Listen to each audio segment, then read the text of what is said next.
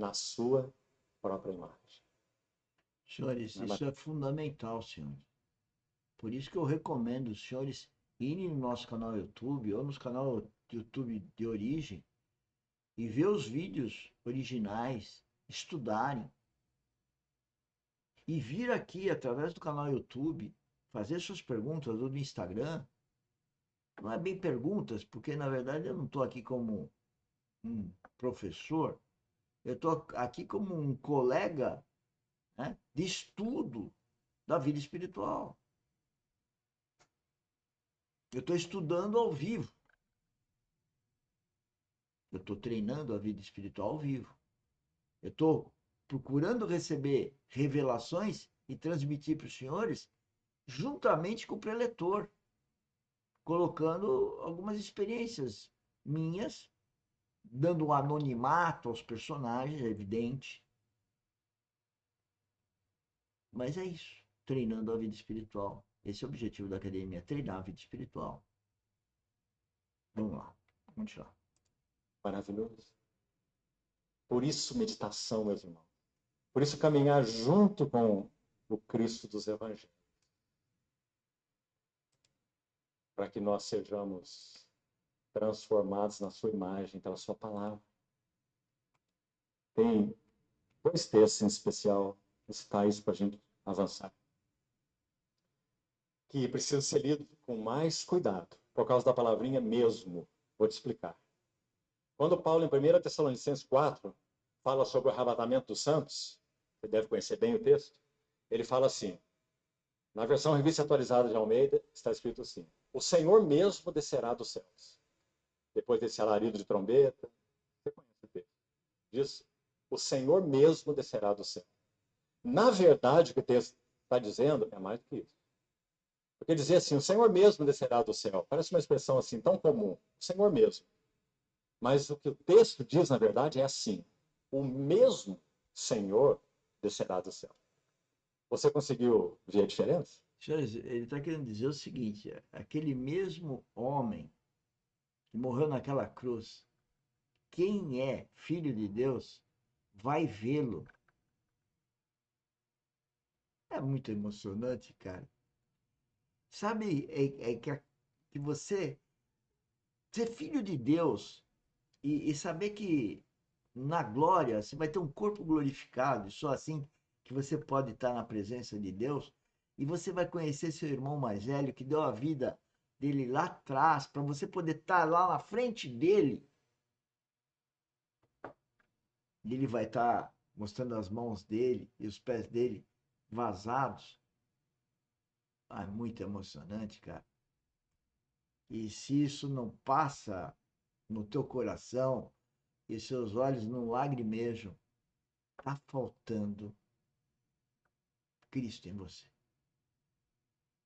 Vamos edificar mais, vamos treinar mais, viver com Ele, ser guiados pelo Espírito Santo, dar glória ao nosso Pai Celestial. Oh, como isso é bom! Isso é bom. Ele está dizendo, é ele mesmo, aquele que Mateus, Marcos, Lucas e João relataram, aquele que jornadeou nessa terra, aquele que sofreu, aquele que chorou, aquele que encheu seu coração de angústia, aquele que viu aquelas ovelhas como se não tivessem pastor, e encheu seu coração de compaixão por elas, aquele que ressuscitou o filho da viúva de Naim, aquele que atendeu aquela pobre mulher no poço de Samaria, aquele que foi furado nas suas mãos e nos seus pés, e rasgado no seu lado, o mesmo Senhor descerá do céu. O irmão Campbell Morgan diz assim, escute bem, as marcas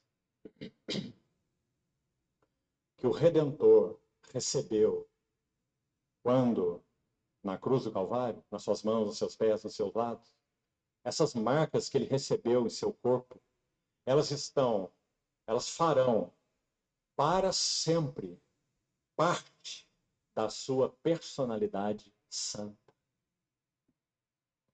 Por isso, quando João tem aquela visão no Apocalipse, ele escreve assim, eu vi no meio do trono de pé um cordeiro como havia sido imolado.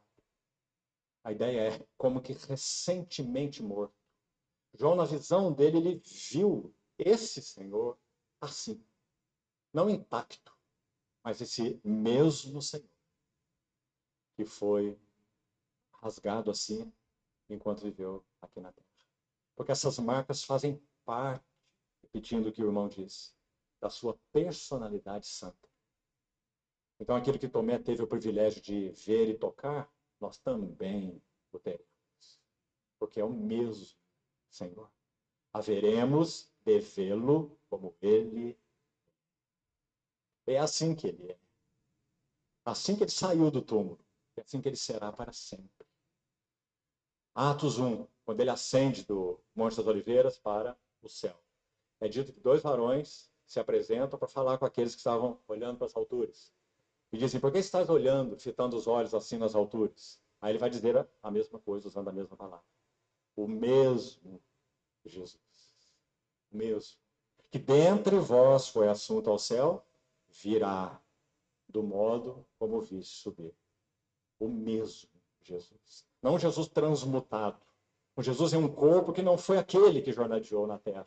Jesus com um corpo que não foi aquele que foi para a cruz. Ou seja, o que fica óbvio é que nós, quer seja quando morremos, ou nós que não venhamos a morrer, quando vier o arrebatamento, quando eu falo nós, é filhos de Deus, nós teremos o corpo glorificado. Não é mais carne e sangue. Ninguém sabe o que é, né? Nem nos interessa, porque Deus, quem confia em Deus, sabe que vai ter um corpo eterno. E vai ser igual a esse corpo. Não sei como igual, mas ele está dizendo que é igual. Se Jesus Cristo, que foi lá cortado na cruz, ele vai aparecer igual, né? Nós também. Agora, o que é esse igual? Não sei, mas está dizendo que é igual. Eu tenho certeza. Porque o meu pai falou, está falado. Por que eu vou me preocupar? Eu acredito no meu pai celestial. Não. O mesmo Senhor descerá dos céus. Bendito seja o seu nome. E é assim que nós o conhecemos. E é com ele que nós jornadeamos. Por isso que nós estamos tão seguros, meus amados irmãos. Tão confiantes. Por isso que quando Paulo termina esse texto de 1 Tessalonicenses 3, ele vai dizer, consolai uns aos outros com essas palavras. Bendito seja o seu nome. Então, primeira questão quanto à casa de Deus. Qual é o lugar da casa de Deus? Qual é o lugar da igreja? É o lugar da cruz. É o lugar da profunda apreciação pela pessoa e obra do Senhor Jesus.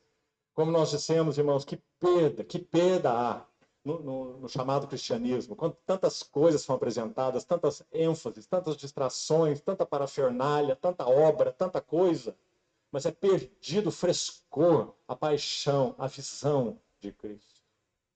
Sabe, irmão, você pode perdê-lo até na Bíblia. Examinais as Escrituras, porque julgais ter nelas a vida eterna, e são elas que testificam de mim. Ele não está dizendo, parem de examinar. Ele está dizendo, que bom que examinam, que vocês fazem isso, porque elas testificam de mim. Mas não quereis vir a mim para ter vida. Estão entendendo? As pessoas decoram a Bíblia, sabem a Bíblia, repetem a Bíblia, falam que está na Bíblia, mas elas vivem a Bíblia? Ou melhor, elas vivem em Cristo?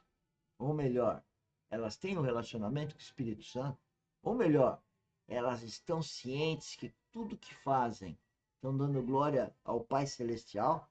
Porque quando você tem a noção que o seu Pai Celestial sabe tudo que está no teu coração, se eu estou aqui fazendo o que eu estou fazendo, está gravado, e no meu coração tem uma outra coisa, um filho de Deus não faz isso. Pelo menos um filho de Deus obediente, que acredita que seu pai está ouvindo o teu coração.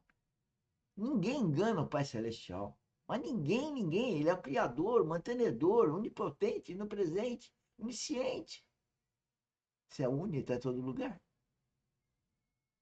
Então, por que as pessoas falam mentiras dissimulam.